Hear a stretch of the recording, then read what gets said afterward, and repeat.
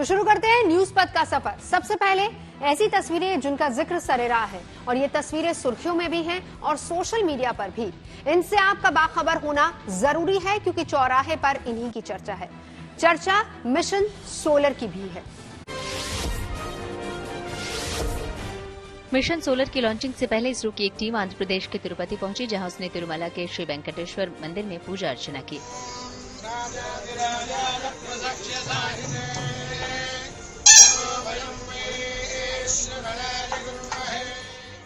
इस दौरान ISRO chief S Somnath समेत कुछ और वैज्ञानिक मौजूद रहे। वहीं सभी ने चंद्रयान 3 की सफलता पर भगवान का शुक्रिया भी अदा किया। अब भारत का पहला mission solar Aditya L1 Andhra Pradesh के श्रीहरिकोटा से शनिवार सुबह 11:50 पर लॉन्च होगा। इसरो के मुताबिक इसके लिए तैयारियां पूरी कर ली गयी।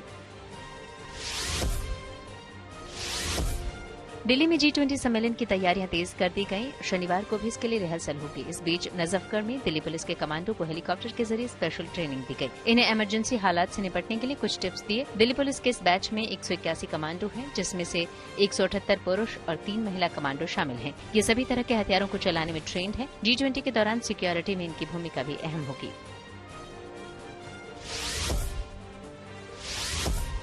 झारखंड के धनबाद में एक रिटायरमेंट सुर्खियों में आ गई। दरअसल इंद्रदेव पासवान नाम के शख्स को घोड़े पर बिठाया गया। इतना ही नहीं, उन्हें दूल्हे जैसे कपड़े भी पहनाए गए। Indradev Paswan Bharat Coking Coal Limited में पंप ऑपरेटर के पद से रिटायर हुए, लेकिन रिटायर होने से पहले वो आखिरी दिन दूल्हे के गेटअप में घोड़े पर सवार होकर गाजे बाजे के साथ दफ्तर पहुंच गए। इस दौरान उनके बाराती बने रिश्तेदार और दोस्त वहीं इस मौके पर इंद्रदेव के साथियों ने इनका जोरदार स्वागत किया। इंद्रदेव का कहना है कि इस दिन को खास बनाने के लिए सभी साथियों ने सहयोग किया था। उनके मुताबिक अमूमन रिटायर होने पर लोग दुखी हो जाते हैं, मगर उन्होंने सोचा कि क्यों न इस दिन को खास बनाया जाए। उत्तराखंड के नैनीताल में बच्चों को पढ़ाई से जोड़ने के लिए एक संस्थान की ओर से शानदार पहल की गई। वहां चलते फिरते लाइब्रेरी की शुरुआत की गई है ताकि पहाड़ी इलाकों में बच्चों तक किताबें पहुंच सके। अमूमन दूर दराज के हिस्सों में परिवारों को किताबों के लिए काफी जद्दोजहद करनी पड़ती है, लेकिन घोड़े पर लदी ये लाइब्रेरी पहाड़ी इलाकों में आसानी से बच्चों तक किताबें उपलब्ध करवा रही है। खबर है कि पश्चिम बंगाल में कोलकाता के आचार्य जगदीश चंद्र बोस कॉलेज में छात्रों के लिए ड्रेस कोड लागू किया गया। वहां अब कोई भी फटे या भद्दे कपड़े पहनकर कॉलेज नहीं आ सकेगा। कॉलेज प्रशासन की ओर से ये फैसला लिया गया। इसके लिए सभी छात्र छात्राओं को एक शपथ पत्र भी देना होगा। इस शपथ पत्र को छात्रों की ओर से एडमिशन लेते वक्त हस्ताक्षर करके जमा करवाना जरूरी है। प्रबंधन ने इस फैसले को पढ़ाई के लिए बेहतर वातावरण बनाए रखने के मकसद से जरूरी बताया। जिंदगी का सफर सुहाना हो, इसके लिए सावधान रहना जरूरी है। रोजमर्रा की आपाधापी में कुछ देर बैठकर सोचना समझना भी जरूरी है कि आपके आसपास क्या हो रहा है और जो कुछ भी हो रहा है उससे हमारी जिंदगी, हमारा परिवार किस तरीके से प्रभावित हो सकता है। इसीलिए हॉर्न बजाकर बाखबर करने वाली खबर जरूरी हो जाती है। और आज की एक खबर हमारी सेहत से जुड़ी है। प्लास्टिक से बने प्रोडक्ट्स इस्तेमाल करते हुए हम आम तौर पर नहीं सोचते कि हमारी सेहत के लिए कितने खतरनाक साबित हो सकते हैं, लेकिन इस पर ध्यान देना बहुत जरूरी है क्योंकि नई स्टडी ये बताती है कि माइक्रोप्लास्टिक यानी कि प्लास्टिक के पार्टिकल्स जो खून में शामिल हो जाते हैं, अब वो दिमाग में घुसपैठ करने लगे हैं। आशंका है कि ये कण दिमाग के को गंभीर नुकसान पहुंचा सकते हैं। मामला सेहत से जुड़ा हुआ है, लिहाजा इसे लेकर हॉर्न बजाना जरूरी हो जाता है।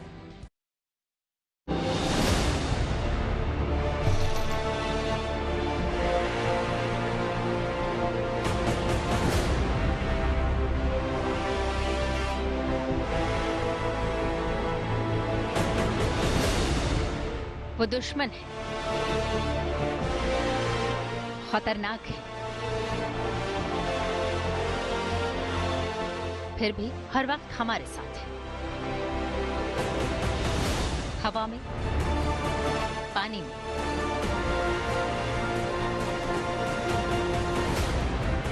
कपड़े में, कॉस्मेटिक्स में, ये हर जगह मौजूद है और धीरे धीरे हमारे शरीर में घर बनाता जा रहा है। हम बड़े आराम से बोतल बंद पानी का इस्तेमाल करते हैं, प्लास्टिक के कप में चाय पीते हैं और प्लास्टिक बैग में सामान लाते हैं। इसमें सुविधा तो है, लेकिन एक बड़ा संकट भी है, क्योंकि प्लास्टिक की बनी चीजों से निकलने वाले माइक्रोप्लास्टिक हमारे शरीर में चले जाते हैं और खून में शामिल हो जाते हैं। चिंता की बात यह है कि नई रिपोर्ट के मुताबिक खून में शामिल माइक्रोप्लास्टिक दिमाग को नुकसान पहुंचा रहे हैं। इससे बचने के लिए हॉर्न बजाना जरूरी है। सबसे पहले आपको बताते हैं कि माइक्रोप्लास्टिक पर साइंस अलर्ट न्यूज की नई रिपोर्ट क्या कहती है। इसके मुताबिक खून में मौजूद माइक्रोप्लास्टिक से दिमाग में सूजन और जलन हो सकती है। वैज्ञानिकों के मुताबिक माइक्रोप्लास्टिक ब्लड ब्रेन बैरियर को तोड़ते हुए दिमाग को नुकसान पहुंचा रहे हैं। इससे ब्रेन सेल्स मर भी सकते हैं। वैसे तो ब्लड ब्रेन बैरियर खून के साथ आने वाले अनवांटेड चीजों को दिमाग में घुसने से रोकता है, लेकिन माइक्रोप्लास्टिक इसे तोड़ते हुए दिमाग में घुस रहे हैं। लेकिन माइक्रोप्लास्टिक से खतरा सिर्फ दिमाग को नहीं है। यूनिवर्सिटी ऑफ हल की नई रिसर्च के मुताबिक माइक्रोप्लास्टिक इंसानों की कोशिकाओं को काफी नुकसान पहुंचा रहा है। इसकी वजह से एलर्जी, थायराइड और कैंसर का खतरा है। शरीर की इम्यूनिटी कम हो सकती है और न्यूरोलॉजिकल डिसऑर्डर हो सकता है। यानी प्लास्टिक के जिस खतरे को हम आमतौर पर हल्के में लेते हैं, उसका हमारी सेहत पर गहरा असर है। इसलिए आपका ये समझना जरूरी है कि माइक्रोप्लास्टिक क्या है और ये हमारे शरीर में कैसे पहुंचता है। माइक्रोप्लास्टिक 5 मिलीमीटर या इससे छोटे प्लास्टिक के टुकड़े हैं जो रोजमर्रा के जीवन में इस्तेमाल होने वाली चीजों में शामिल होते हैं। ये कपड़े, कॉस्मेटिक्स और सिगरेट में मौजूद होते हैं। हालांकि इन्हें मैग्नीफाइंग ग्लास के बिना देखना नामुमकिन है, इसलिए प्लास्टिक की बोतल, बियर, हवा, पानी का नल या चीनी के माध्यम से शरीर में जाने वाले माइक्रोप्लास्टिक का हमें पता नहीं चलता। जबकि एक रिसर्च के मुताबिक लोग हर साल करीब 1 लाख माइक्रोप्लास्टिक के कण निकल जाते हैं। खान पान के जरिए ये कण लिवर तक पहुंचते हैं और फिर खून में मिल जाते हैं। सांसों के जरिए ये कण हार्ट से लंग्स और फिर खून तक चले जाते हैं। 2022 में इंसान के खून में माइक्रोप्लास्टिक की मौजूदगी का पता चला था, लेकिन अब शरीर पर इसके असर को लेकर चिंता ज्यादा बढ़ गई है और उसकी वजह भी साफ है। प्लास्टिक का उत्पादन और उसका इस्तेमाल बढ़ता जा रहा है। कुछ पाबंदियों के बावजूद रोजमर्रा की चीजों में प्लास्टिक मौजूद है। यहाँ तक कि साबुन, टूथपेस्ट और डिओड्रेंट में टेक्सचर देने के लिए माइक्रोप्लास्टिक मिलाया जाता है। लिपस्टिक और लिप बाम में भी ये मौजूद है, जो इस्तेमाल किए जाने पर सीधे पेट में जाते हैं। आमतौर पर लोग माइक्रोप्लास्टिक और इसके खतरे से अनजान हैं, लेकिन जरूरी है कि इसे लेकर सावधानी वाला हॉर्न बजाया जाए ताकि प्लास्टिक प्रोडक्ट का इस्तेमाल कम से कम हो।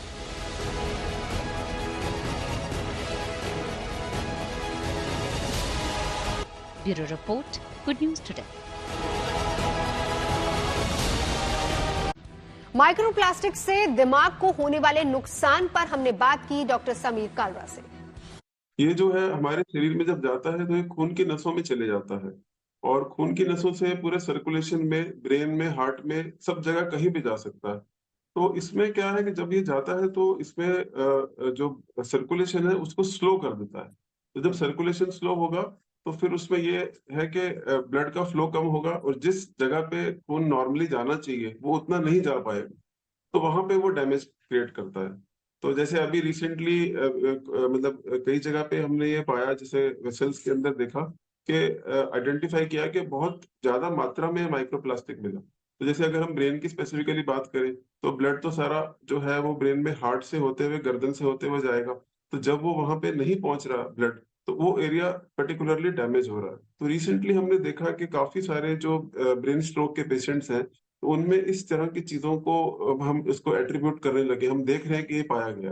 गवर्नमेंट ने अब रिसेंटली प्लास्टिक को तो बैन कर ही दिया है, लेकिन जो एग्जिस्टिंग प्लास्टिक है अगर हम उसको कम से कम इस्तेमाल करते हैं, क्योंकि आप देखिए जितने भी हम, जैसे मेनली अभी अगर हम खाने पीने की चीजें देखें तो अगर उसमें हम प्लास्टिक का उपयोग कम से कम करेंगे तो वो एक अच्छी बात है। बाकी इसमें जो है फिल्ट्रेशन का बहुत रोल है।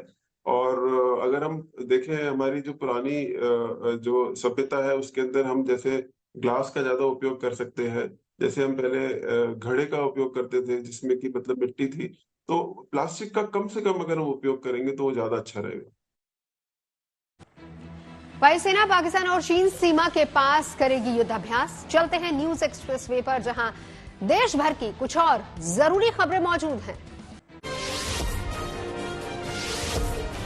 राष्ट्रपति द्रौपदी मुर्मू ने दिल्ली में नेहरू मेमोरियल का नाम बदलकर प्रधानमंत्री संग्रहालय करने को मंजूरी दे दी। पिछले महीने 14 अगस्त को नेहरू मेमोरियल संग्रहालय का नाम आधिकारिक तौर पर बदलकर प्रधानमंत्री संग्रहालय और पुस्तकालय सोसाइटी किया गया था। पहले ये 3 मूर्ति भवन पहले प्रधानमंत्री पंडित जवाहरलाल नेहरू का आधिकारिक आवास हुआ करता था। बाद में इसे नेहरू के नाम से संग्रहालय में बदल दिया गया, लेकिन अब इसमें सभी पूर्व प्रधानमंत्रियों का म्यूजियम है। भारतीय वायुसेना सोमवार से पाकिस्तान और चीन सीमा के पास एक बड़ा युद्धाभ्यास त्रिशूल करेगी। ये युद्धाभ्यास 14 सितंबर तक चलेगा, यानी ठीक उस समय भी जब भारत में G20 समिट होगा। त्रिशूल युद्धाभ्यास लद्दाख, हिमाचल प्रदेश, जम्मू कश्मीर और पंजाब में हो रहा है। इसमें राफेल, मिराज और सुखोई 30 MKI समेत कई लड़ाकू विमान शामिल होंगे। इसके अलावा चिनूक और अपाचे जैसे कई हेलीकॉप्टर भी अपना दमखम दिखाएंगे। सुप्रीम कोर्ट ने मणिपुर मामले से जुड़ी एक याचिका पर सुनवाई की, जिसमें उसने केंद्र और मणिपुर सरकार को हिंसा प्रभावितों तक भोजन, दवाएं और बुनियादी सामान पहुंचाने का निर्देश दिया। अब मामले की अगली सुनवाई 6 सितंबर को होगी। दिल्ली में G20 की तैयारी के बीच राजघाट के पास एक गांधी सेल्फी वाटिका बनाई गई। इसमें महात्मा गांधी की प्रतिमा के साथ विदेशी मेहमान अपने मोबाइल फोन से सेल्फी ले सकेंगे। गांधी स्मृति और दर्शन समिति ने ये सेल्फी वाटिका तैयार की है। बॉम्बे हाईकोर्ट ने बिना तलाक दूसरी शादी को अवैध ठहराया। इतना ही नहीं, अदालत ने कहा कि पहली शादी के वैध रहते दूसरी शादी करना रेप माना जाएगा और उससे जुड़ी धाराओं में भी सजा हो सकती है। एक शख्स की याचिका खारिज करते हुए अदालत ने ये टिप्पणी की। आरोप है कि इस शख्स ने झूठ बोलकर दूसरी शादी कर ली थी, लेकिन दोबारा वो अपनी पहली पत्नी के पास लौट गया, जिस पर दूसरी महिला ने उस शख्स पर रेप समेत कई धाराओं में FIR दर्ज करवाई थी। अब कोर्ट ने इन FIR को खारिज करने से मना कर दिया। जया वर्मा सिन्हा रेलवे बोर्ड की नई अध्यक्ष और CEO बन गई। उन्होंने रेल भवन में अपना पदभार संभाल लिया। वो रेलवे बोर्ड में इन पदों पर पहुंचने वाली भारतीय रेलवे के इतिहास में पहली महिला हैं। जया वर्मा सिन्हा इससे पहले रेलवे बोर्ड में सदस्य के तौर पर कार्यरत थीं।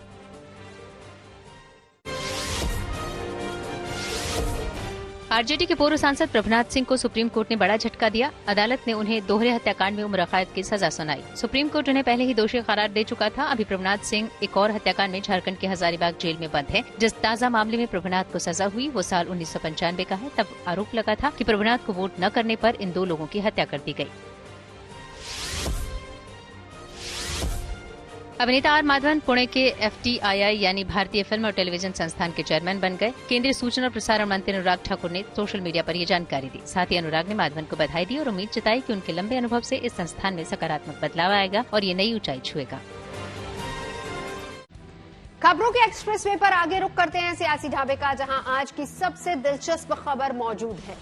मुंबई में इंडिया गठबंधन की तीसरी बैठक इस दावे के साथ खत्म हुई कि मिलजुल कर लोकसभा चुनाव में बीजेपी को हराएंगे, लेकिन कोई ठोस बात सामने नहीं आई। गठबंधन की एक कोऑर्डिनेशन कमेटी बनाई गई है। सीट शेयरिंग पर जल्द से जल्द फैसला लेने के लिए भी जोर डाला जाएगा, लेकिन कई उलझी हुई चीजों पर बात या तो बनी ही नहीं, या फिर हम कहें कि उन्हें टाल दिया गया। हाँ, अगर एक लाइन में कहा जाए तो मुंबई मीटिंग की कामयाबी ये है कि विपक्ष के नेताओं में गठबंधन को लेकर ज्यादा भरोसा दिखा।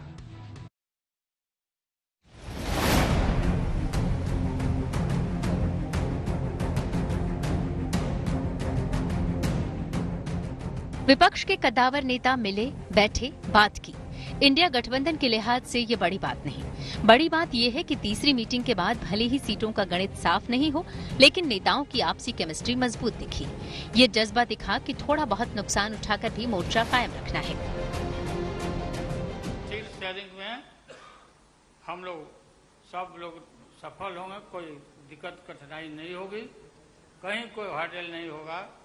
अपना कुछ नुकसान करके भी हम लोग इंडिया को, ये संघ है, हम लोग जिताएंगे और मोदी को हटाएंगे। मैं पिछली 3 मीटिंग अटेंड कर चुका। मैं आपको पूरी जिम्मेदारी के साथ कह सकता हूं, जितनी अच्छे से और जितने प्यार और मोहब्बत से सारी मीटिंग्स हुई हैं, किसी के साथ लड़ाई नहीं है।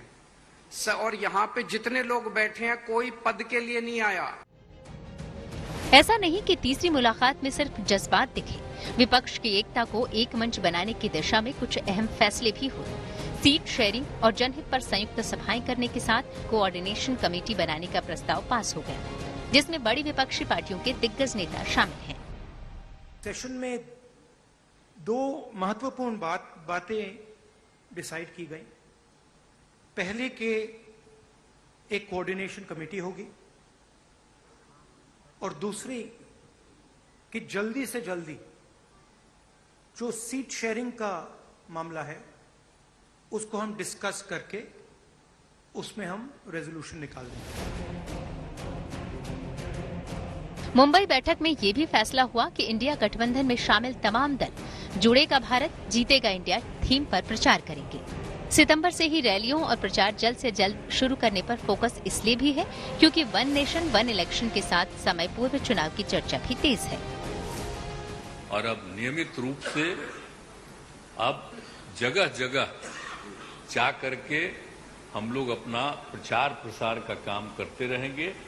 तो ये सब आज तय हो गया। तो आज ही तय कर लिया है लोगों ने कि अब तेजी से हम लोग अभी से शुरू कर देंगे। अब कोई ठिकाना नहीं है। चुनाव समय के पहले भी हो सकता है, कोई ठीक नहीं है। इसलिए हम लोगों को भी तो अलर्ट रहना पड़ेगा। हालांकि रणनीति के लिहाज से इंडिया गठबंधन ने अभी भी कुछ खास तय नहीं किया है। मोटी बात यही है कि साथ दिखना है, साथ रहना है और साथ चुनाव लड़ना है। लेकिन अलग अलग दलों का कॉमन एजेंडा क्या होगा और बीजेपी का विकल्प होने का दावा किस आधार पर होगा, ये अभी साफ नहीं। फिर भी संकेत है कि विपक्ष बेरोजगारी, महंगाई और भ्रष्टाचार जैसे मुद्दे पर फोकस करेगा। ऐसा छोटा मोटा करप्शन वो नहीं करते, लोगों को नहीं दिखना वो पूरा। लेकिन सीएजी रिपोर्ट में दिखाया है कितने करोड़ घपले हो गए हैं। तो उनका करप्शन इनविजिबल है और वो हमेशा अपनी बात ये कहते हैं कि मैं किसी को न खाऊंगा न किसी को खाने दूंगा, लेकिन खाने तो सबको दे रहे हैं अपने को जो चाहते हैं। और मोदी जी बोले कि हम आएंगे और स्विस बैंक का पैसा ला करके हम देश के तमाम लोगों को हर के को खाता खुलवाया कि 5-5 लाख रुपया जमा करेंगे, 15-15 लाख रुपया। हम भी झांसा में आ गए और हमने भी अपना खाता खुलवाया। मेरे 7 बेटियां 2 बेटा और पति पत्नी दोनों मिला के 11 हो जाते हैं। मुंबई में इंडिया गठबंधन के लिए चेयरमैन और संयोजक चुने जाने की चर्चा थी, लेकिन लगता है कि सीट बंटवारा फाइनल होने तक ये बात टल गई है। हाँ, लेकिन लालू यादव के बयान पर गौर करें तो समझ में आता है कि गठबंधन के केंद्र में कांग्रेस और नेता के तौर पर राहुल गांधी का नाम मोटे तौर पर विपक्ष को स्वीकारी है। हम सब एक हैं और एक होकर के हम लोग इस लड़ाई को लड़ रहे हैं और राहुल गांधी जी को भी हम काफी मजबूती के साथ विश्वास हम लोग दिलाते हैं कि हम सब एकजुट हो करके सभी लोगों को एकोमोडेट करके आगे सीट शेयरिंग अब शुरू होगा। सीट शेयरिंग और सीट शेयरिंग में हम लोग सब लोग सफल होंगे, कोई दिक्कत कठिनाई नहीं होगी, कहीं कोई हर्डल नहीं होगा। अपना कुछ नुकसान करके भी हम लोग इंडिया को, ये संघ है, हम लोग जिताएंगे और मोदी को हटाएंगे और देश को बचाएंगे। यहाँ से आगे एकता में एकमात्र अड़चन सीट शेयरिंग को लेकर हो सकती है। बताया जा रहा है कि सीटों को लेकर दिल्ली में होने वाली अगली बैठक इस महीने के आखिर तक हो सकती है और उसके बाद ही इंडिया गठबंधन का भविष्य साफ होगा। Bureau report, good news today. और इंडिया गठबंधन की मुंबई बैठक के बाद बीजेपी ने विपक्ष पर तीखा हमला बोला। उनके अलायंस में न नीति है, न नीयत है, न कार्यक्रम है, न भारत के विकल्प और भविष्य की रूपरेखा है। न नीति, न नीयत, न कार्यक्रम, न विकल्प की रूपरेखा। और अब रुक करते हैं प्रगति मार्ग का, जहां ऐसी खबरें हैं जो देश की तरक्की, प्रगति और लोगों की काबिलियत दिखाती हैं। दुश्मनों से देश की हिफाजत के लिए वॉरशिप महेंद्रगिरी आज समंदर में उतर गया। उपराष्ट्रपति की मौजूदगी में उनकी पत्नी ने इस युद्धपोत को लॉन्च किया। ये जंगी जहाज अपनी बनावट से लेकर क्षमता तक कई खासियतों से लैस है। सबसे बड़ी खासियत तो यही है कि ये 75% स्वदेशी है और दुश्मनों की नजर में आए बिना उस पर हमला करने में सक्षम है।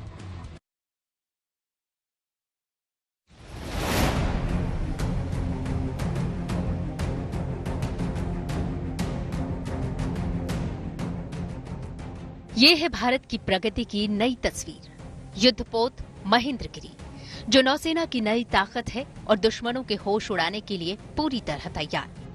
कई खूबियों से लैस इस वॉरशिप को पूरे विधि विधान और मंत्रोच्चार के साथ समंदर में उतार दिया गया, जिसका स्वागत अरब सागर ने बाहें पसार कर किया और उत्साह ऐसा कि वहां मौजूद सैकड़ों लोग हाथ हिलाकर खुशी से झूमते नजर आए। सबके चेहरे पर मुस्कान थी, कामयाबी की एक नई उड़ान भरने की। प्रोजेक्ट 17 अल्फा के तहत बनाए गए युद्धपोतों में आईएनएस महेंद्रगिरी 7वां और आखिरी स्टेल्थ फ्रिगेट है।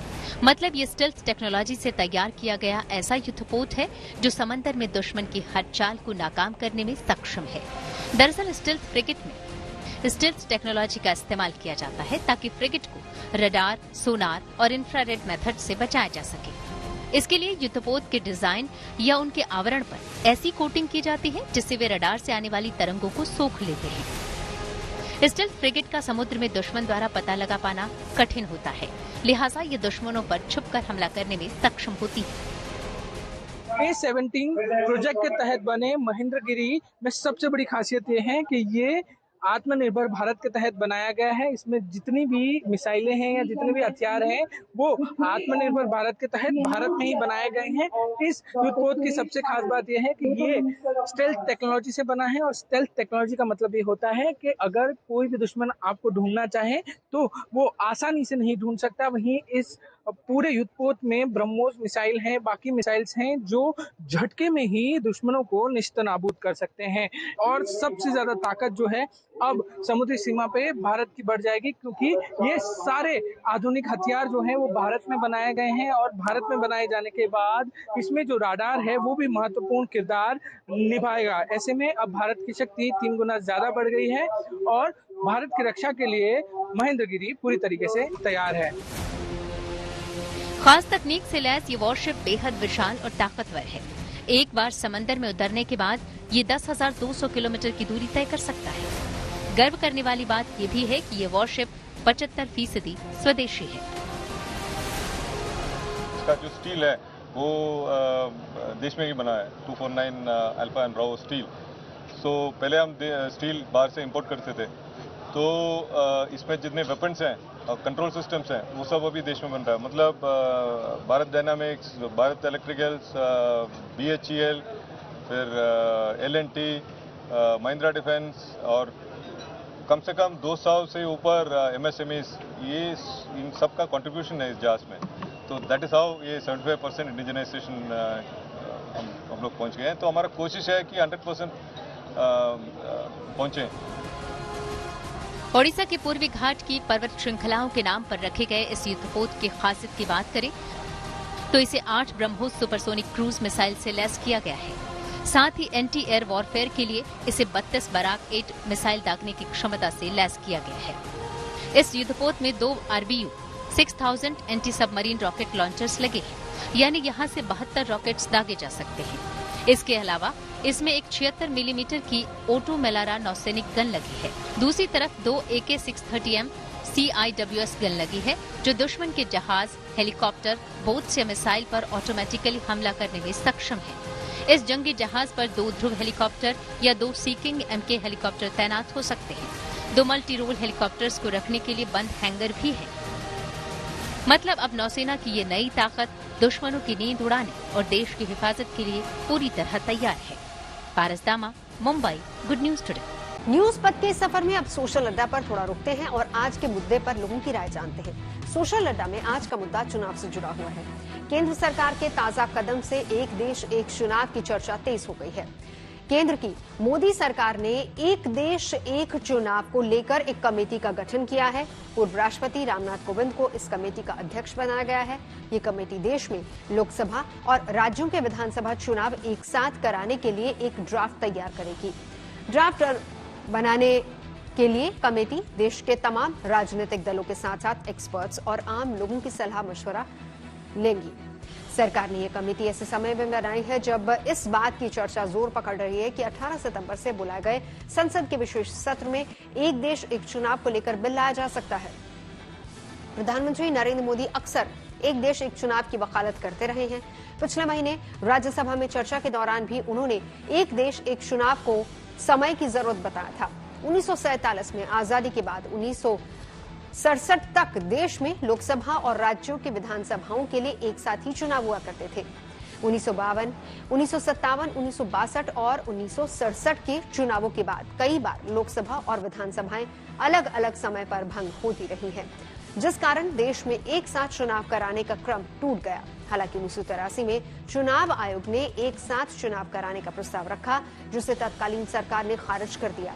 इसके बाद 1999 में विधि आयोग की रिपोर्ट में भी एक साथ चुनाव कराने पर जोर दिया गया। बीजेपी ने भी 2014 के लोकसभा चुनावों के लिए अपने चुनावी घोषणा पत्र में एक देश एक चुनाव कराने की दिशा में कदम बढ़ाने की बात कही थी। एक देश एक चुनाव के समर्थन में सबसे बड़ा तर्क ये दिया जाता है कि इससे चुनाव पर होने वाले खर्च में कमी आएगी।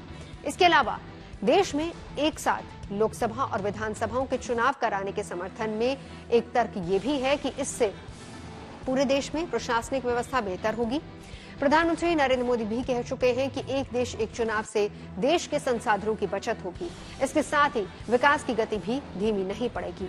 इस मुद्दे पर आम लोग क्या सोचते हैं, ये जानने के लिए हमने कुछ लोगों से बात की और उनकी राय जानी।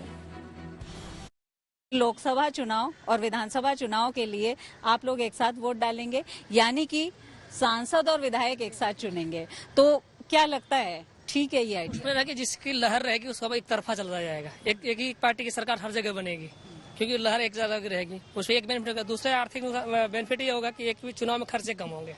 ये देखने में तो बहुत अच्छा लगता है, और गवर्नमेंट की अगर इकोनॉमी में देखा जाए, एक बार में अगर चुनाव हो जाए तो उससे कुछ बेटर है नहीं। लेकिन जो टेक्निकली अगर और भी देखा जाए तो जैसे विधानसभा के मुद्दे अलग होते हैं, लोकसभा के अलग होते हैं। और कई बार जो हमने देखा है अभी की मालिया जैसे एमपी की सरकार बीच में चेंज हो गई, फिर उसका फ्यूचर क्या होगा, या कहीं की माली इलेक्शन तो हुए लेकिन किसी की मेजोरिटी नहीं आती, तो फिर वन नेशन वन इलेक्शन तो वहीं खत्म हो जाएगा, क्योंकि राष्ट्रपति शासन 6 महीने ज्यादा लगा नहीं सकते, फिर वहीं से की वहीं चीजें हो जाएंगी। एक साथ एक देश एक चुनाव, इस फैसले को किस तरह से देखते हैं? इसको लेकर स्पेशल सेशन है वो भी बुलाया गया, आप क्या मानते हैं, होना चाहिए? मेरे हिसाब से तो बिल्कुल ये चीज देखिए जायज होनी चाहिए, क्योंकि अगर हम आज की बात करें तो अभी मान लीजिए अभी रिसेंट अगर हम कह सकते हैं कि कोलकाता में चुनाव हुआ है, फिर उसके बाद नीचे साउथ साइड में चुनाव हुआ है, अब कल को फिर अगले साल इन्होंने फिर से चुनाव करने, तो हर शहर में अलग अलग, कभी किसी स्टेट में चुनाव, कभी किसी स्टेट में चुनाव हो रहा है। तो उसके रिकॉर्डिंग भी एक तो जो हमारी सिक्योरिटी वगैरह है, हमारा पैसा भी बचेगा, सरकार का भी पैसा बचेगा। बिल्कुल होना चाहिए एक साथ चुनाव। उसका एक बेनिफिट है, जैसे 5 साल बाद कोई चुनाव होता है, जितने टाइम बाद भी होता है, तो एक जगह मान लो जो मेन पीएम के लिए चुनाव हो रहा है, तो उसके बाद जो एक पीएम सिलेक्ट हो गया पूरे ऑल ओवर इंडिया का, और कहीं पे कोई सीएम किसी स्टेट का सीएम पे हो रहा है चुनाव, तो वो अलग टाइम पे होगा। अगर ये एक साथ हो जाएगा, मान लो कोई बिल पास करना है पीएम ने, तो वो ऑल ओवर इंडिया में एक ही टाइम पर होगा। नहीं तो कुछ लोग किसी साइड में ये बोल देते हैं कि अभी चुनाव चल रहा है तो अभी ये बिल पास नहीं कर सकते, तो एक तरीके से बेनिफिट ही है। और न्यूज पग पर आगे धन बाजार, जहां शेयर बाजार से लेकर कारोबार तक की सभी खबरें मौजूद हैं, और इसका सीधा रिश्ता आपकी आमदनी और जेब से है। तेज रफ्तार खबरों के बीच ये जरूरी खबरें छूट ना जाए, इसीलिए चलिए धन बाजार का रुख कर लेते हैं। हफ्ते के आखिरी कारोबारी दिन शेयर बाजार में बढ़त देखने को मिली। सेंसेक्स और निफ्टी दोनों हरे निशान पर बंद हुए। सेंसेक्स 556 अंक चढ़कर 65,387 पर बंद हुआ, वहीं निफ्टी में भी 182 अंकों की तेजी रही। ये 19,435 पर बंद हुआ। सेंसेक्स के 26 और निफ्टी के 44 शेयरों में तेजी रही। दिल्ली सर्राफा बाजार में सोने चांदी की कीमत में गिरावट रही। सोने का भाव 100 रुपए गिरा, यानी अब दिल्ली में 10 ग्राम सोने की कीमत 60,150 रुपए हुई। वहीं चांदी की कीमत भी 400 रुपए फिसली। दिल्ली में अब 1 किलो चांदी की कीमत 77,100 रुपए हुई। पिछले महीने यूपीआई से ट्रांजैक्शन ने जबरदस्त रिकॉर्ड बनाया। एनपीसीआई यानी national payments corporation of India के मुताबिक यूपीआई के जरिए पहली बार अगस्त में लेन देन का आंकड़ा 10 अरब के पार पहुंचा है। रिपोर्ट के मुताबिक 30 अगस्त तक यूपीआई से मंथली ट्रांजैक्शन का आंकड़ा 10.24 अरब पर पहुंच गया था। केंद्रीय मंत्री अश्विनी वैष्णव ने भी ट्वीट कर इस बात की जानकारी दी। आरबीआई के नए फैसले के बाद 2,000 रुपए के 93% नोट बैंकों में वापस आ गए। आरबीआई ने खुद ये जानकारी दी। दरअसल रिजर्व बैंक ने 19 मई को 2,000 रुपए के नोट को चलन से वापस लेने की घोषणा की थी। रॉयल एनफील्ड बुलेट 350 का नेक्स्ट जनरेशन मॉडल लॉन्च हो गया। कंपनी ने इस बाइक को 5 colour option military red, military black, standard maroon, standard black और ब्लैक गोल्ड कलर में बाजार में उतारा है। इसकी बुकिंग भी शुरू हो गई है। 3 सितंबर से इसकी डिलीवरी शुरू होगी। इस बाइक की बेस वेरिएंट की कीमत 1,73,562 रूपये रखी गई है। वहीं टॉप वेरिएंट की कीमत 2,15,801 रूपये है। इस बाइक को अक्टूबर के अंत तक यूरोप में भी लॉन्च किया जाएगा। इंस्टाग्राम की रील्स का बढ़ सकता है समय। टेक्नोलॉजी से जुड़ी ऐसी ही हर जरूरी खबर को जानने और समझने के लिए आपको लिए चलते हैं डिजिटल गली। खबर है कि व्हाट्सएप में अब तक का सबसे बड़ा बदलाव हो सकता है। कहा जा रहा है कि व्हाट्सएप यूजर इंटरफेस डिजाइन को बदलने वाला है, जिसके बाद इसमें एक अलग लुक और फील मिलेगा। यूजर इंटरफेस में स्क्रीन, विंडो, मेन्यू और बटन शामिल होते हैं। संकेत मिल रहे हैं कि इस बार ऐप के हरे रंग को भी हटाया जा सकता है। अमेरिकी टेक्नो कंपनी मोटोरोला ने अपने ग्राहकों को एक और तोहफा दिया। उसने मोटो G84 5G स्मार्टफोन लॉन्च कर दिया। ये फोन सिंगल वेरिएंट में पेश किया गया है। इसमें 12 GB रैम और 256 GB स्टोरेज होगी। इसकी कीमत 19,999 रूपये रखी गई है। इंस्टाग्राम की मूल कंपनी मेटा ने एक खास तैयारी की। अब उसके यूजर्स रील्स को 3 मिनट के बजाय 10 मिनट तक बना सकते हैं। इस अपडेट से क्रिएटर्स और इन्फ्लुएंसर्स को सीधा फायदा होगा और वो लंबे कंटेंट भी पोस्ट कर सकेंगे। वहीं इसके जरिए लोग भी नई नई जानकारी इंस्टाग्राम पर हासिल कर पाएंगे। हालांकि अभी ये सुविधा कुछ ही यूजर्स को मिलेगी। पाकिस्तान में पेट्रोल और डीजल के दाम आसमान पर हैं। चलते न्यूज एक्सप्रेसवे पर, जहां दुनिया की ऐसी तमाम खबरें मौजूद हैं। खबर है कि चीन के राष्ट्रपति शी जिनपिंग के G20 समिट में शामिल होने की संभावना काफी कम है। चर्चा है कि उनकी जगह चीनी पीएम ली केकियांग भारत आ सकते हैं। यह समिट इसी महीने 9 और 10 सितंबर को दिल्ली में होगा, यानी अब समय काफी कम बचा है। लेकिन अब तक जिनपिंग के आने को लेकर कोई जानकारी चीन की ओर से नहीं दी गई। हालांकि अमेरिकी राष्ट्रपति जो बाइडेन ने उम्मीद जताई है कि शी जिनपिंग G20 समिट में शामिल होंगे। महंगाई से जूझ रही पाकिस्तानी जनता को सरकार ने एक बार फिर से झटका दिया। वहां तेल की कीमतों में भारी इजाफा कर दिया गया, जिसके बाद पेट्रोल और डीजल की कीमतें 300 रूपये के पार पहुंच गईं। ये कीमतें पाकिस्तानी रुपयों के हिसाब से हैं। पाकिस्तान में पेट्रोल की कीमत में 15 रूपये तो डीजल की कीमत में 18 रूपये प्रति लीटर का इजाफा हुआ। इस तरह पेट्रोल की नई कीमत 305 पाकिस्तानी रूपये तो डीजल की कीमत 312 पाकिस्तानी रूपये हो गई। यानी भारतीय रुपयों के हिसाब से पेट्रोल वहाँ 82 रूपये तो डीजल 84 रूपये में मिलेगा। न्यूज पथ में अभी के लिए मेरे साथ इतना ही। देश और दुनिया की अच्छी खबरों के लिए देखते रहिए गुड न्यूज टुडे।